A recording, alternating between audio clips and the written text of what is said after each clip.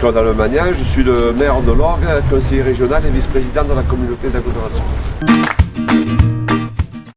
On était au départ du projet avec le conseil départemental, le conseil régional et puis la commune pour développer cet ancien chemin de fer qui était le train d'Épines. Et aujourd'hui, c'est un beau moyen de réactiver le tourisme par le vélo en utilisant la même voie. VTT, de manière assez modeste, juste un peu pour me tenir en forme.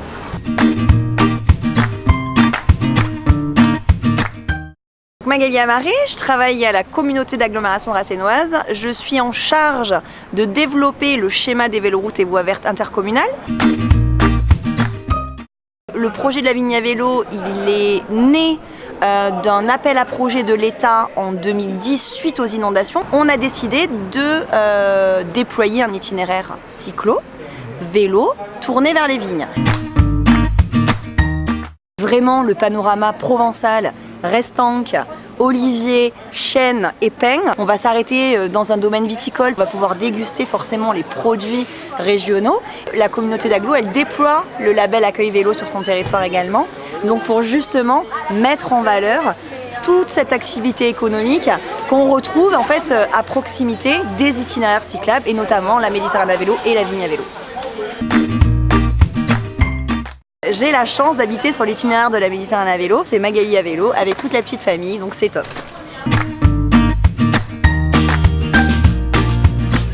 Je suis André Berger, je suis le président fondateur de l'association Vélo Loisirs Provence, il y a maintenant 23 ans, qui est en charge de l'animation de l'itinéraire de l'Eurovéloroute 8 de la Méditerranée. Le Luberon a été le territoire pionnier du tourisme à vélo, puisque ça date de 25 ans. Et c'était dû à la bonne conjonction entre l'aménageur, qui était le parc naturel régional du Luberon, qui a eu la bonne idée à cette époque de jalonner un premier segment de Cavaillon à Fort-Calquier, puis il a continué en passant par Manosque et retour par le sud du Luberon. De plus en plus d'itinérants. Et justement, en lien avec la création de l'EV8, ça donne un second souffle à cette époque pionnière, puisque l'EV8 va être en mesure de drainer une clientèle supplémentaire sur des plus longues distances. Je suis tombé dedans en créant cette association, j'étais déjà attiré et maintenant régulièrement je fais des journées vélo. Je grimpe la montagne de Lure avec beaucoup de peine mais un plaisir immense.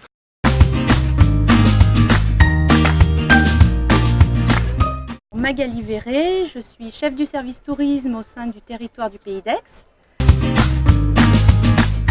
Ça va être un peu notre colonne vertébrale et on a travaillé depuis 1 an et demi sur un maillage de tout ce territoire qui va justement s'appuyer à la fois sur la Méditerranée à vélo mais sur la V65, la véloroute qui doit monter justement et traverser notre Pays d'Aix. Et on espère que cela va développer l'activité du vélo de tourisme sur notre territoire. Je ne fais pas vraiment de vélo.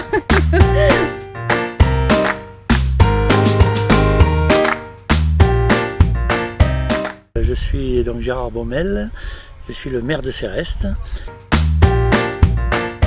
Je suis très fier que l'Eurovéloroute passe ici, le V8, parce que ici c'est un itinéraire qui a toujours été très important, puisque c'est d'abord le passage de la Via Domitia, c'est le passage de la route de Saint-Jacques-de-Compostelle, et en plus cet itinéraire sert à le V8, donc c'est formidable. On est vraiment dans la nature du parc du Luberon. C'est aussi important de traverser ce village qui a un passé médiéval très important. J'en ai fait pas mal, j'en fais moins maintenant parce que j'ai pas mal de travail et d'obligations par ma fonction de maire.